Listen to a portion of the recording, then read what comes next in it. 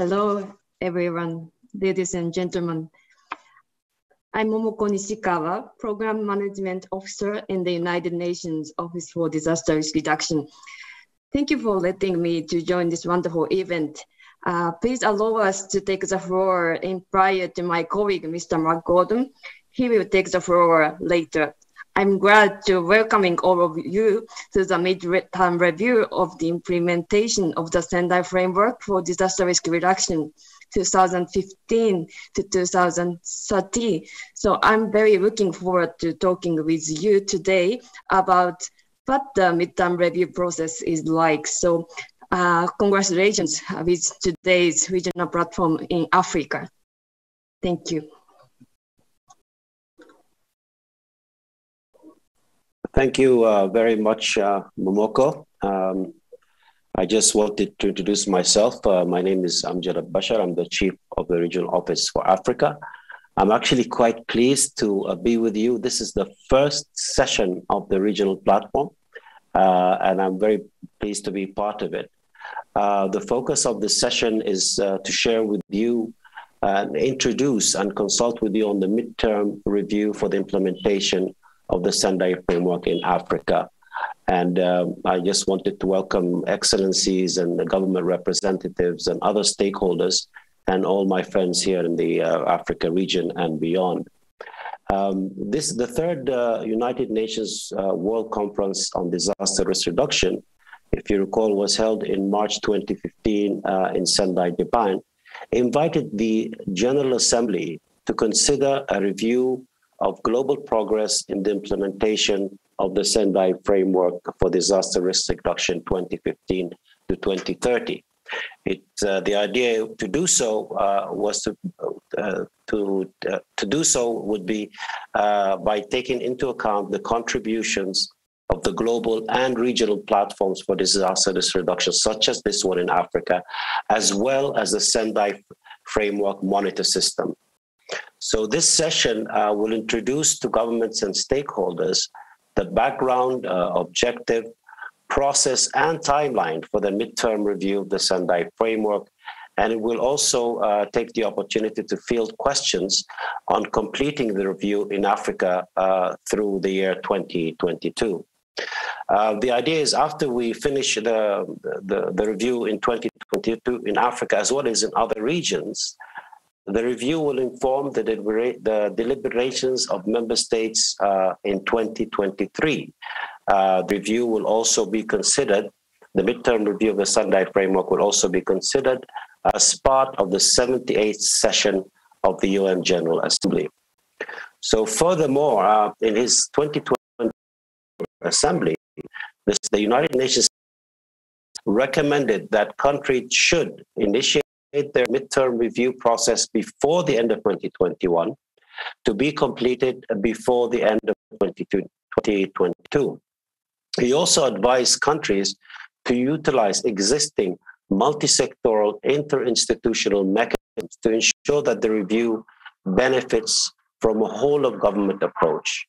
In other words, consulting with key ministries and institutions beyond just the disaster management authorities. The aim is to conduct a broad and inclusive process throughout 2022, for which your support and leadership would be critical. So in this regard, the Secretary General also emphasized in his 2020 report to the UN General Assembly that such a review would provide the opportunity to take stock with the active engagement of civil society and the private sector. So as we go through this session, I would like to just welcome, of course, my colleague who we just met, Momoko Nishikawa, who's the Program Management Officer, and she'll be shortly joined by Mark Gordon, who's the Senior Coordinator of the Midterm Review for the Sendai Framework. I would like to stop here and just emphasize that the Africa Office, the Regional Office for Africa, looks forward to working with you on the midterm review of the Sendai Framework. I'm really also pleased to note that our co-organizers for this conference, the African Union, will be a crucial partner to this process.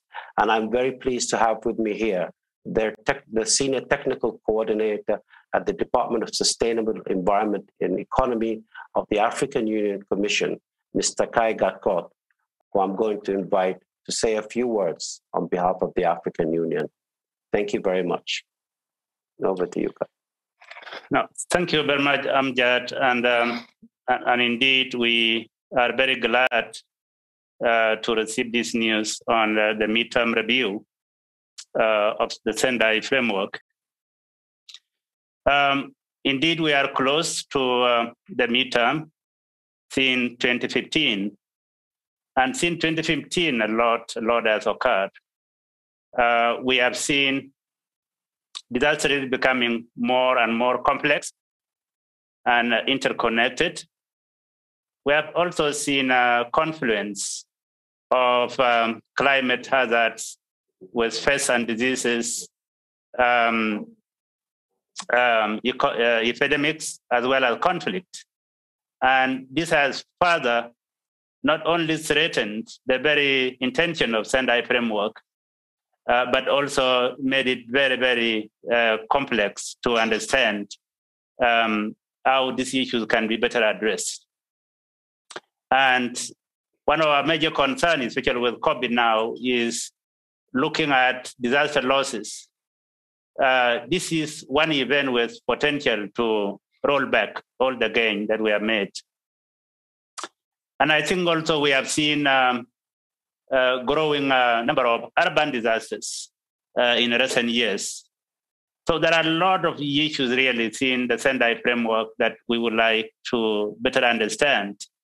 And I think this midterm has come at the right time to help us answer some of these questions and to better, position us to address the remaining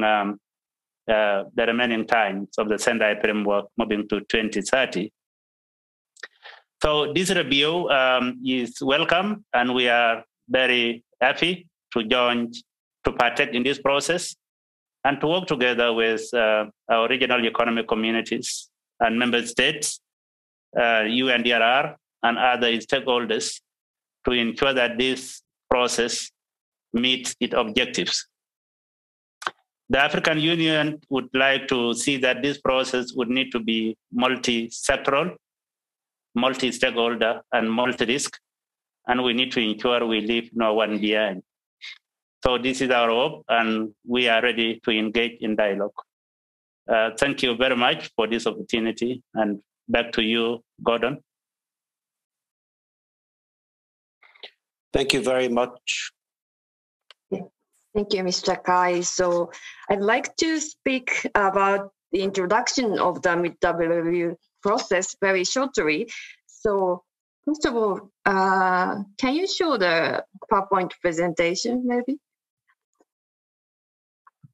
First of all, what is the midterm review of the Sendai framework? So the third United Nations World Conference on Disaster Risk Reduction was conducted by decision of the United Nations General Assembly from 14th to 18th March 2015 in Sendai, Miyagi Prefecture, Japan.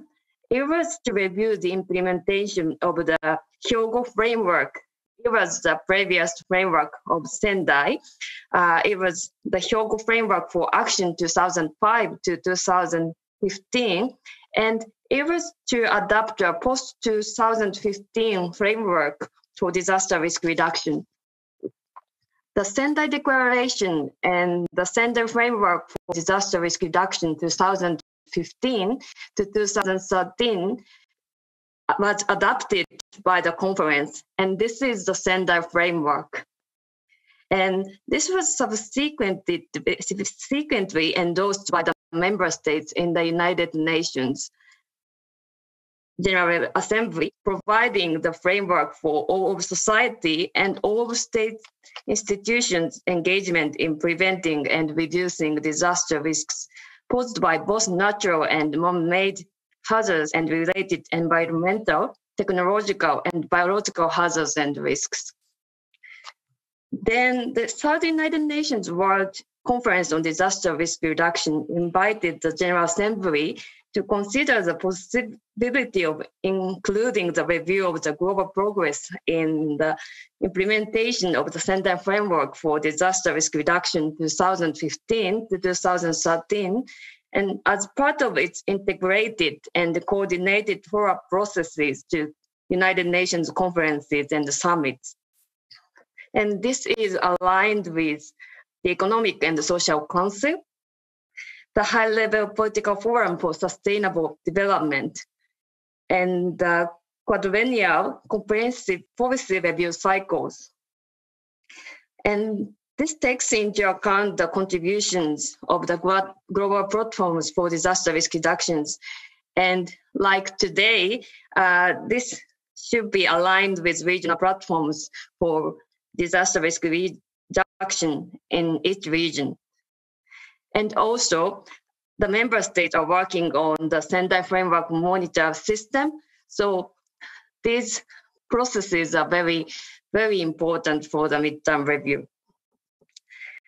The Sendai Framework also calls upon the United Nations Office for Disaster Risk Reduction, in particular, to support the implementation, follow-up, and review of the framework by preparing periodic reviews on progress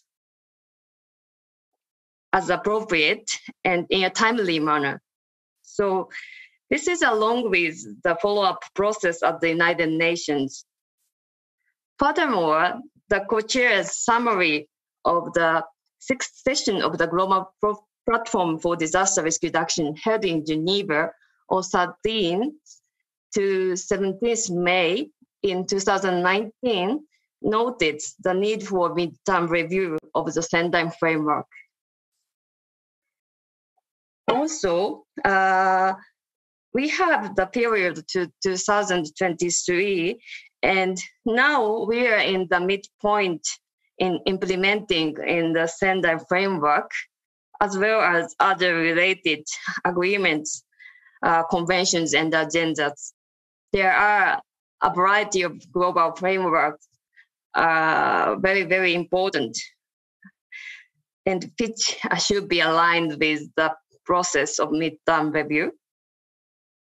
And the United Nations General Assembly decided to hold a midterm review of the implementation of the Sendai framework in 2023 to assess progress on integrating disaster risk reduction into policies, programs, and investments at all levels, identify good practice, gaps, and challenges, and accelerate the path to achieving the goal of the Sendai framework and its 7 global targets by 2030, emphasizing that the Sendai framework provides guidance relevant to sustainable recovery from COVID-19. So this is the short introduction. Just I really want everyone to know this process is just accepted by the General Assembly, and other frameworks should be aligned with this midterm review. And okay, my colleague Mark Gordon is now here, so I would, okay, please take the floor, Mark. Thank you. Thank you very much indeed, Momoko, and my thanks to Amjad and to the African Union Commission for their introductory words, and my greetings to you all. It's a delight to be here today to kick off the discussions around the midterm review of the implementation of the Sendai framework. And I'm looking forward very much to the exchange we have today, and indeed how we will roll out and operationalize the midterm review moving forward. So UNDRR is pleased to have the opportunity to engage with the Africa Regional Platform on Disaster Risk Reduction with member states and stakeholders at this critical inflection point in the implementation of the Sendai framework and other fundamental agreements, conventions, and frameworks, not least the 2030 Agenda for Sustainable Development and in this, just following the week of the COP26, the Paris Agreement. This session today serves as a first exchange with states and non-state actors in Africa on the midterm review of the Sendai framework. Following discussions with member states in the previous months and the subsequent finalization of a concept note, which was circulated by note verbal with all permanent missions in New York and Geneva. The concept note has been developed drawing on the experiences of previous and ongoing midterm reviews and stock-taking exercises across multiple agenda, including that of the Hyogo Framework for Action, the invitation of the Third UN World Conference on Disaster Risk Reduction, the calls of the Sendai Framework, and the 2019 Global Platform. And as you've just heard from my colleague, importantly, the decision of member states in the UN General Assembly to hold a midterm review of the implementation of the Sendai Framework, the initiation of which the UN Secretary General recommended should come before the end of 2021. As you will see in the concept note, the midterm review is both a retrospective and prospective review that will, to the degree possible, be aligned with, contribute to, and receive inputs from other global stock-taking and review exercises running concurrently, including those of the 2030 Agenda for Sustainable Development, the Paris Agreement, the Convention on Biological Diversity, the Convention to Combat Desertification, the New Urban Agenda, and others. In taking stock of implementation of the Sendai Framework, the midterm review will assess progress made and challenges experienced in preventing and reducing disaster risk, recognizing that the operating environment in which the Sendai Framework and other agreements, conventions, and frameworks are being implemented at global, regional, and national levels has altered immeasurably since many were adopted in 2015, not least with the COVID-19 pandemic and accelerating global heating, including from anthropogenic climate change. Both the latter demonstrate the systemic nature of risk and demand urgent fundamental reflections on how the world seeks to collaborate, understand, and manage risk in the 21st century, now to 2030 and beyond. The implications that this has for many of the systems on which societies depend, food, energy, water, for example, are profound, requiring deep and challenging transformations if we are to be able to determine and navigate pathways forward that sustain, not degrade, healthy and regenerative ecosystems. Pathways in which the systemic nature of risk is better understood, is factored into how we live, the choices we make in social, political, economic, technological, and ecological systems, and is thus ultimately more effectively managed. The importance of the midterm review of the Sendai Framework that are coming at this time, therefore, cannot be overstated in terms of its recommendations for policy and new approaches to implementation, including means of implementation, for the second half of the duration of the Sendai Framework, but also in respect of integrating risk reduction into the implementation of other international agendas and sectors and areas of work, so as to limit the unsustainable augmentation of vulnerability and exposure to hazards, and ultimately to realize the outcome and goal of the Sendai Framework, and thus risk-informed sustainable development in this decade of action. Using the structure of the Sendai Framework as the basis of the review, the midterm review will be consistent with the principles of the Sendai Framework in engaging and benefiting from governments and non-state actors, stakeholders, through consultation and review, informed by strategic and guiding questions, suggestions for which are provided in the concept note for your consideration, so as to see a review that will, to the degree possible, be aligned with, contribute to, and receive inputs from other global stock-taking and review exercises running concurrently, including those of the 2030 Agenda, the Paris Agreement, the Convention on Biological Diversity, and others. And this is a crucial point for which we will need the assistance of you all, and particularly of member states, in ensuring that we are able to continue a risk-based discourse in all of these other agendas, conventions, and frameworks, a fundamental central truth to their ability to be able to achieve their goals and outcomes moving forward. The concept note outlines the modalities of the midterm review for the Sendai framework to facilitate the most inclusive deliberations and representative inputs possible, including from the critically important multi-stakeholder consultations and review that will take place at national and subnational levels, as well as global and regional levels. To include other elements that, of course, will draw from the Sendai framework monitoring system that member states are reporting to on a systematic basis, a review of the Sendai framework voluntary commitments, but also to draw from commissioned thematic studies, to online dialogues and debates, to one-on-one interviews, and more. We are in the process of completing a comprehensive literature review of material that is pertinent not only within the disaster risk reduction agenda, but equally to risk writ large in how we decide, collaborate, and move forward in addressing 21st challenges.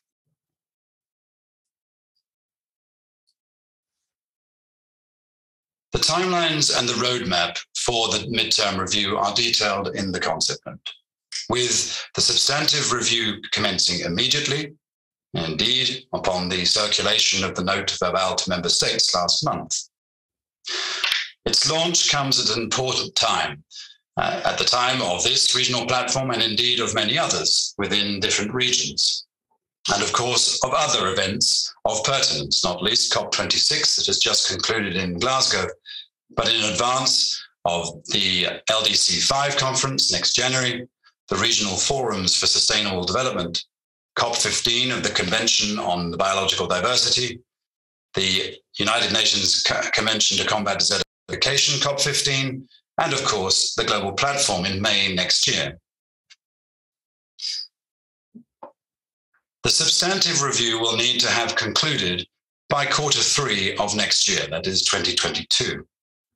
This is to enable the compilation, analysis, and representation of the findings that you, member states, and you stakeholders will be bringing forth in your consultations and review, including the recommendations that can be brought together in the main report of the midterm review that will inform member state deliberations in concluding the review in 2023 and inputs to the ECOSOC High-Level Political Forum on Sustainable Development and the SDG Summit at the 78th session of the UN General Assembly. We also expect that member states will be adopting later this week in the resolution of 2021, the holding of a high-level meeting of the General Assembly in May of 2023, which will conclude the midterm review of the Sendai framework by adopting a political declaration, which will enable us to renovate our commitment and action in pursuing the goal and outcome of the Sendai framework within the context of the quadrennial review of the 2030 Agenda for Sustainable Development and in advance of the Heads of State Summit later in the September of that year. So this once again underlines the importance of this exercise. The urgency is ever more apparent. The ambition required to achieve this is significant. And we will find that there will be challenges to such transformations and transitions.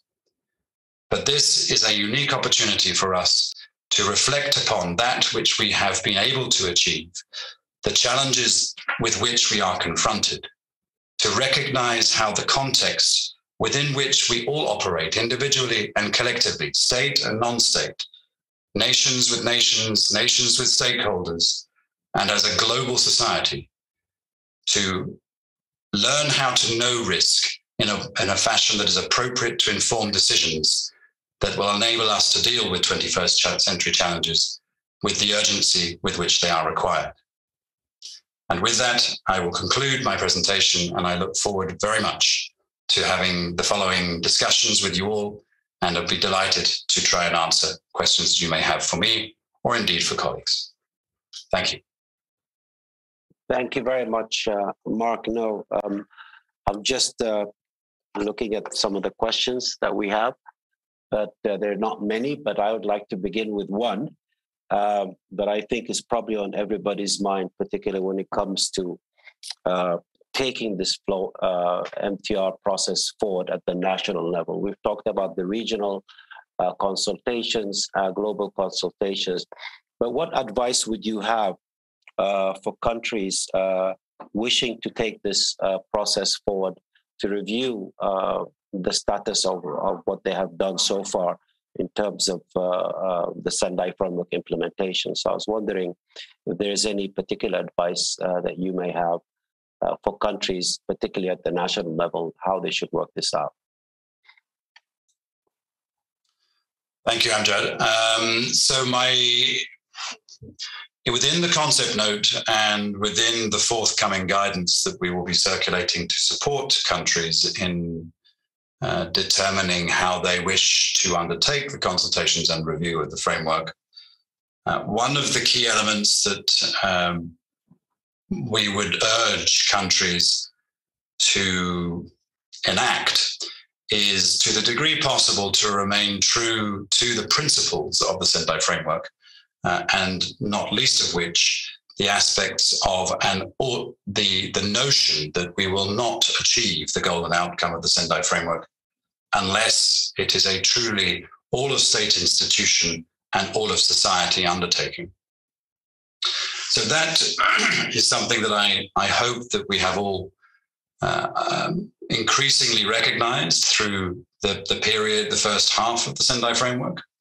And within the consultation and review process, I would be very enthusiastic in encouraging, and indeed the UNDRR will, to the degree possible, support countries in this undertaking to ensure that we are engaging with all parts of state institutions, of all departments, of all relevant line ministries, certainly horizontally, and to the degree possible vertically, so that we're having a multidimensional perspective on how our understanding of the genesis of the elements that create risk and the decisions and investments that we make that propagate risk, that can manifest and be realized in such devastating shocks that can so critically undo the efforts within, yes, sustainable development, but more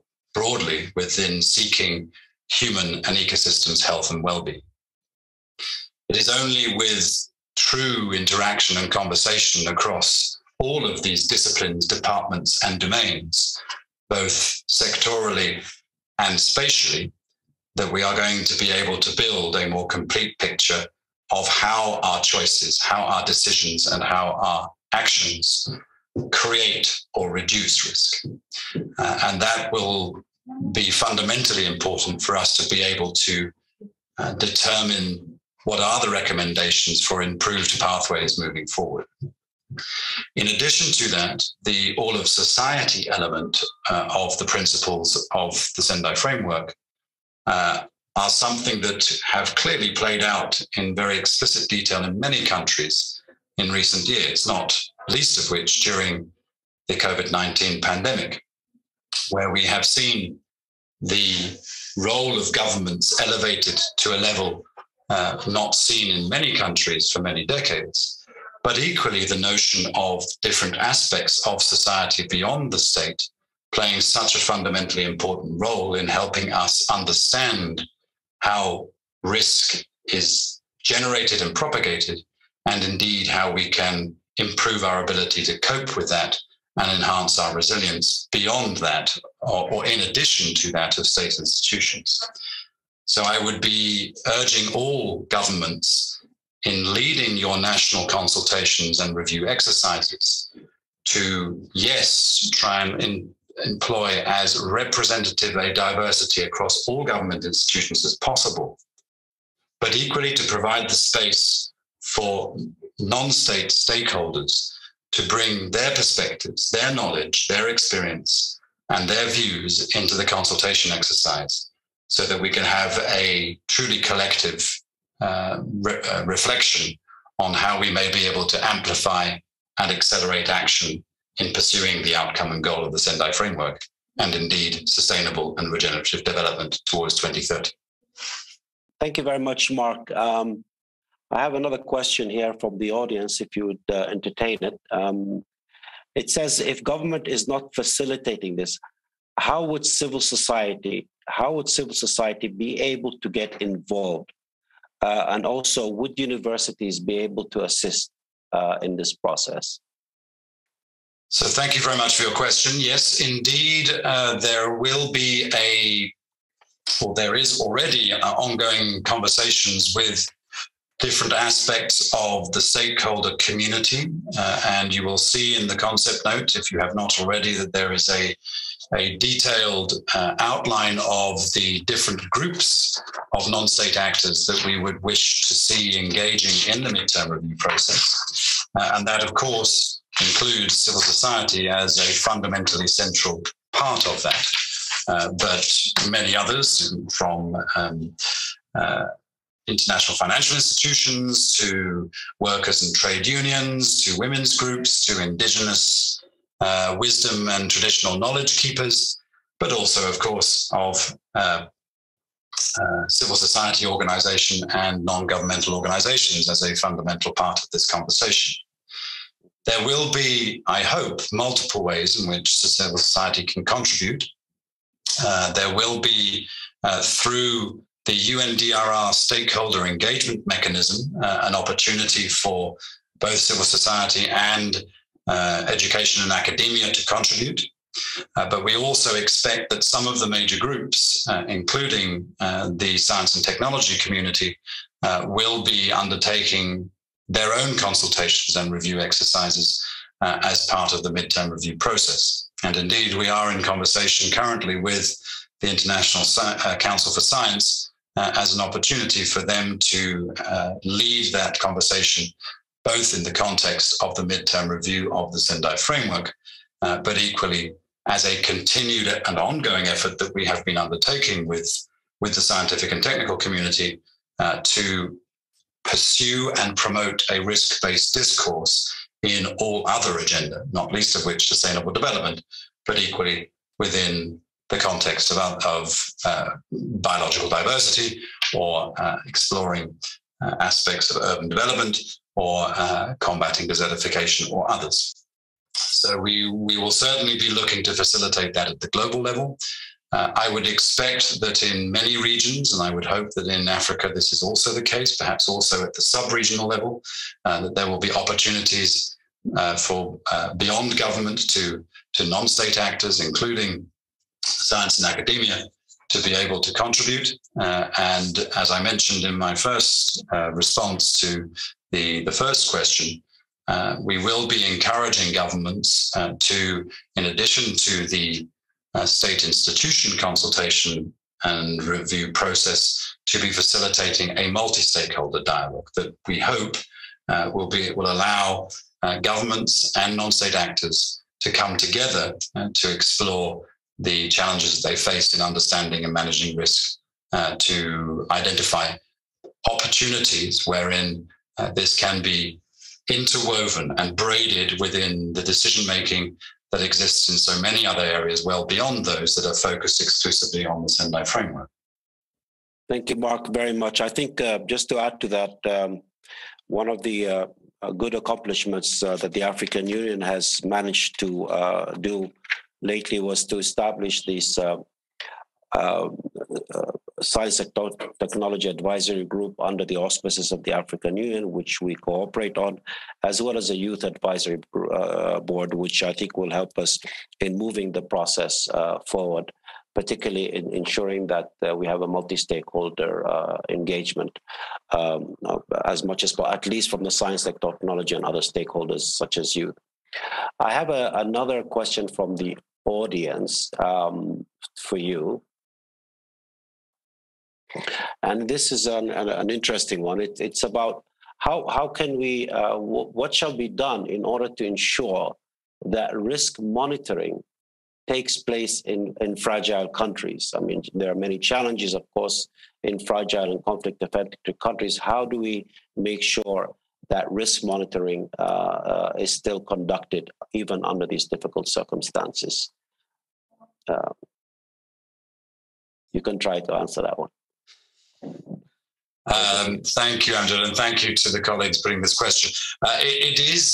It's an interesting question because I suspect it's one of those questions that will emerge in many country consultations and review as to how do we improve our understanding of risk, not least in contexts that are facing extraordinary challenges in simply pursuing the basic functioning of government and governance and a functioning society when confronted by fragile systems, conflict or other. This is not really a question for the modality of the review, I surmise, but rather a broader question on how can one undertake an assessment of or an appraisal of the drivers of risk creation, its propagation, and ultimately why it realizes in the form of shocks. I perhaps should defer to Amjad here because he clearly has been working on this in the Africa region with great intimacy for a long time. But I would argue that, not dissimilar to my previous response, that to the degree possible where I have seen risk represented in the most appropriate fashion to context has been where there has been as inclusive a process as possible in bringing in all forms of knowledge to try and build a more complete picture of the risk landscape. Evidently, in the fragile contexts that our participant is describing, traditional mechanisms for risk assessment and appraisal and analytics will be less available or less feasible. Therein lies the importance to be able to seek possibilities to allow inclusive engagement of all facets of society, of government, of community, of private sector, of civil society, in reflecting their perspective on all the way through, I would argue, from the framing of the problem to the understanding of the underlying drivers of risk to contextualizing how that sits within the complexity of context to be able to define potential option pathways that may seek to address how that risk should be prevented in its creation, mitigated in its propagation, and reduced in its consequence and impact. However, this is not easily done, of course. But the degree possible where I have seen some quite illuminating insights in terms of understanding risk has been where we have discovered through new technologies, new forms of collaboration, new forms of conversation to allow multiple perspectives to be brought in shaping our understanding of risk in a spatio-temporal frame. Thank you, Mark, very much. I think if I could just add a little bit to some thoughts to this question that we have on how to monitor risk in the fragile context. I think just to augment what you said, one of the things that we're trying to work on with our partners and the UN and other non-UN agencies is to really understand better the processes that are going on, the strategies and the development and humanitarian processes that are ongoing in a particular country that we define or is defined as fragile or conflict affected. There are it's important to make sure that the development frameworks as well as the humanitarian frameworks are not conducted in silos, but rather that they complement each other. And I think this is where disaster risk reduction really can fill the gap in this by providing, as you said, the risk analytics that is needed to ensure that whether it's humanitarian intervention or development support, all of it is risk informed, and that it includes the key, principles of disaster risk reduction, meaning risk knowledge and risk governance have to be inserted or mainstreamed into those processes.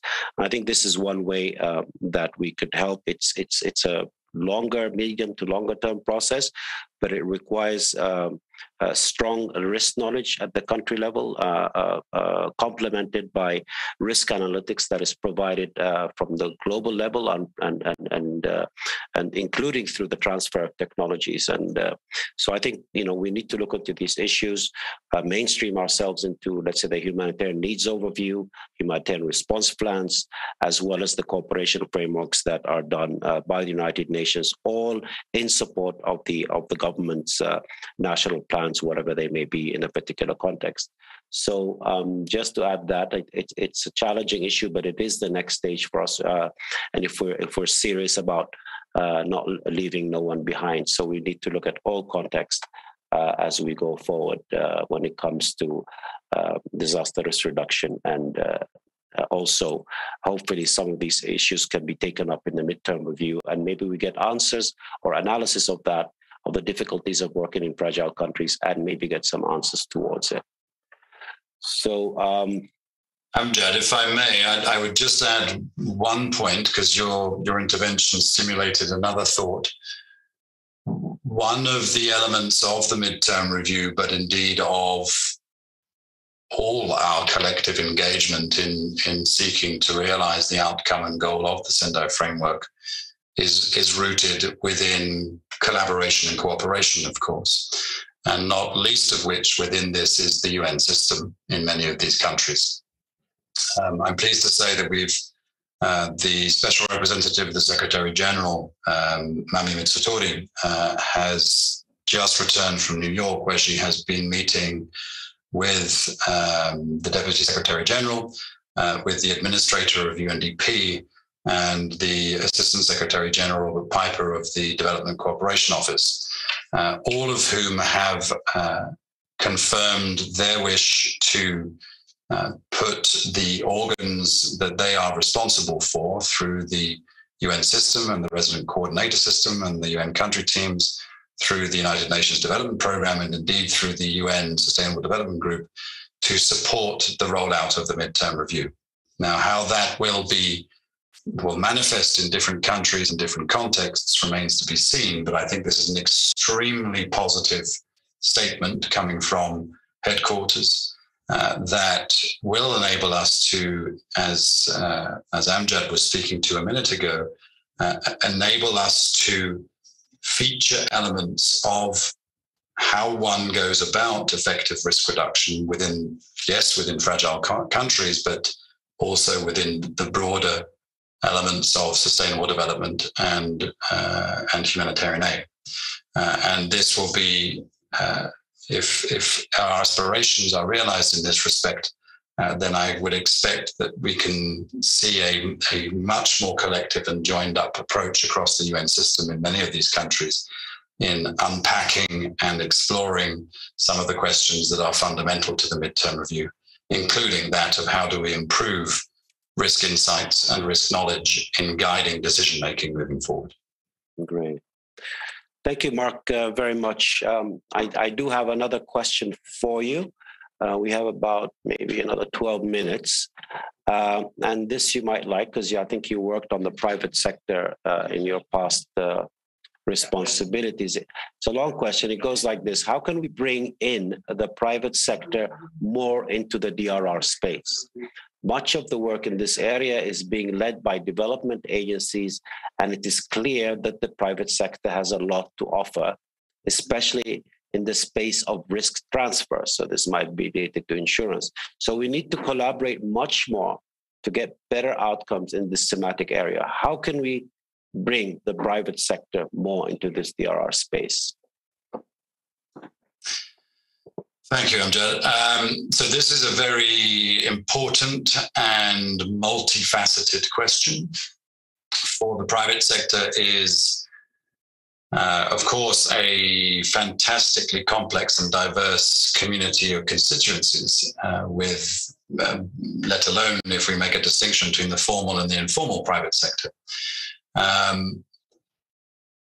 I am a firm believer that we are not going to make a serious dent in the riskscape moving forward across biological, technological, environmental hazards and risks unless we are able to harness the power of the markets and indeed of the shaping of private investment and business models that recognize the fundamental centrality of this huge part of how capital is shaped and thus how decisions are taken and thus how societies are designed and function unless we can more effectively show a truer price of risk in all financial transactions. And here, Amjad, you may wish to stop me because I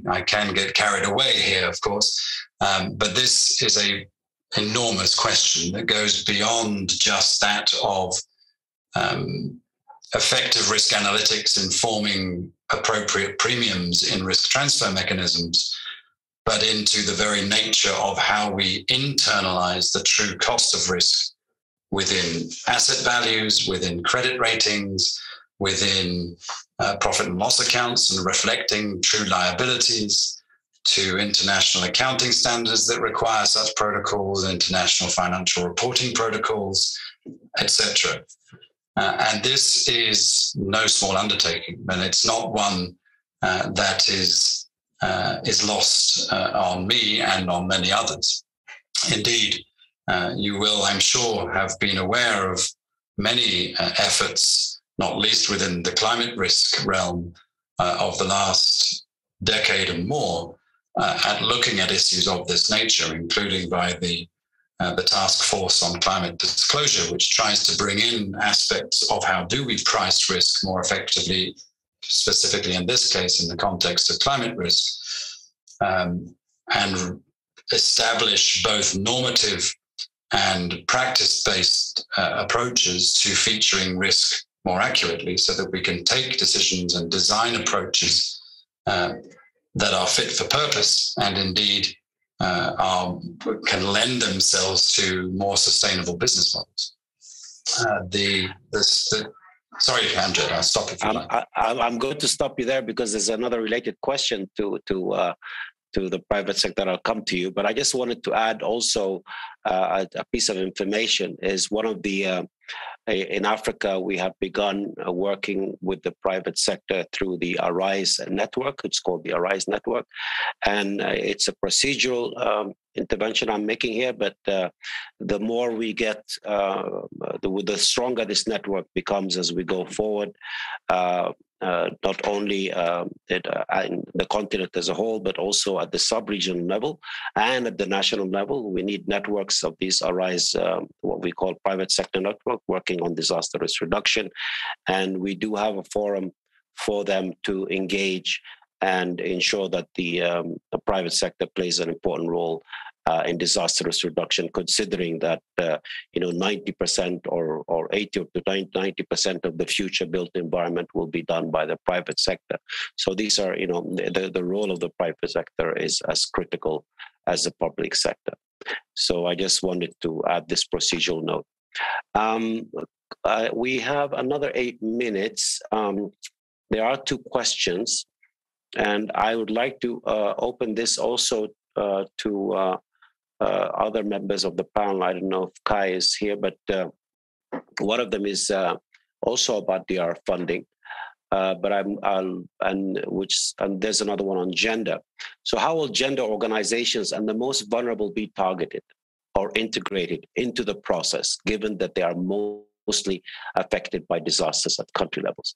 How will gender organizations and the most vulnerable be targeted? I think that's a good question for you, Mark. It might be already in your concept note, particularly in the parts about the questions and the guiding questions. If you may wish to elaborate on that.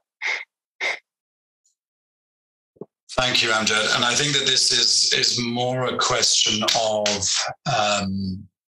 the modality of approach in setting up an appropriately inclusive and participatory process at national and subnational levels.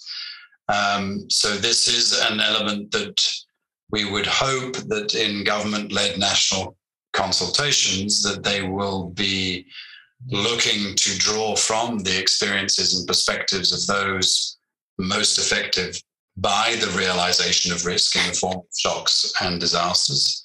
And that will necessarily need to draw from both state institutions, but also non-state actors. And there will be, I'm sure, many organizations and entities that would wish to assist in representing the experiences and perspectives of the most vulnerable, so that we can ensure that all perspectives on the experience of having implemented the Sendai framework to date, and indeed how they understand context in risk creation and its propagation, and how we can more effectively prevent its creation and reduce risk moving forward, can be taken into account. In an ideal world, we would hope that that governments would facilitate a space in which subnational authorities can undertake similar consultations, which will potentially provide an opportunity for complementary stakeholder discussions and negotiation and consultations to take place. This will need to be facilitated, and I expect that we would be calling upon all DRR partners and collaborators to be able to facilitate this. However, we are proposing that there will be elements of the midterm review that will be exclusively virtual. And so we hope that that will increase participation and inclusion, including of all groups, including of women's organizations and groups, because of course, as you will see in the concept note, promoting women's participation and empowerment within the improved understanding of how risk is created and propagated, and determining solutions to address this is fundamentally central. Thank you, Mark. I have a lot of, let me just, okay, I thought I was muted. I have a lot of questions coming in, and so I'm worried that we only have 4 minutes. So I might have to just sort of select. And this might be something important. There's another question here about the challenge faced by national governments when dealing with non-state actors engaged in DR activity is clarity and transparency about what kind of support they should provide to the national government to advance the DRR agenda. How can this be addressed? So national non-state actors at the national level need to also contribute and how to advance the DRR agenda. How can this be addressed? How can we engage non-state actors? I think it's similar to a lot of the stakeholders and bringing multi-stakeholder approach to the midterm review. Over to you. I think this will be the last question, and I'll have to. You have 2 minutes to which to answer it. Please go ahead, sir. So thank you for this question. Talking from my own personal experience, I found that creating a space in which honest conversation and transparent conversation can take place has generated surprising and really very fruitful reflections from non-state actors in understanding the risk context that have, in many instances, proved illuminating for state actors. This I have seen more often than not at the subnational level, not the local and municipal level. But I've also observed that certainly in some processes, this has been an effective collaboration between the different communities, whether public, private, or civil society sectors, is an absolute fundamental to how we imagine more effective 21st century risk governance moving forward. And my sense is that as the consequences of the climate crisis and indeed with the COVID-19 pandemic, this relationship and this interdependence has become ever more apparent. I appreciate that it is not always, that the mechanisms are not always readily available to national governments when seeking to engage with and explore elements of the risk equation with non-state actors in a transparent fashion are not always readily available. But I would hope that through the midterm review that here we have a vehicle that could allow for a more open and perhaps honest discussion about the complexity of that which we are dealing with when trying to understand risk and determine more effective pathways to reduce it moving forward. For this is the nature of the interdependent systems within which we operate, whether political, economic, social, ecological, technological, or other. And indeed, the sense I have is that with the COVID-19 pandemic, at least in many countries, where countries have found effective pathways, where we have seen adaptive learning approaches adopted by governments in reflecting what we know at the time and what we don't know, and that we will take appropriate decisions moving forward as information becomes more available. And the engagement of non-state actors in this process is of fundamental importance.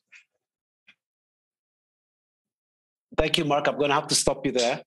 Very much appreciate it. I just wanted to thank all the colleagues online and for the wonderful questions that have been asked.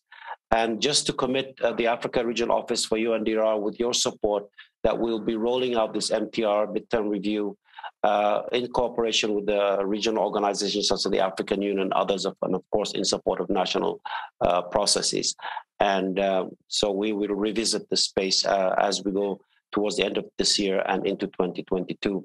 Let me give a special thanks to you, Mark, Gordon, and Momoko Nishikawa from UNDRR, and a special thanks to my colleague and friend Kai Gatkot, who's the DRR coordinator at the African Union Commission. Thank you all very much, and we hope to see you in the next sessions. All right. Thank you all. Thank you, Amjad. Thank you, colleagues. Bye-bye. Bye.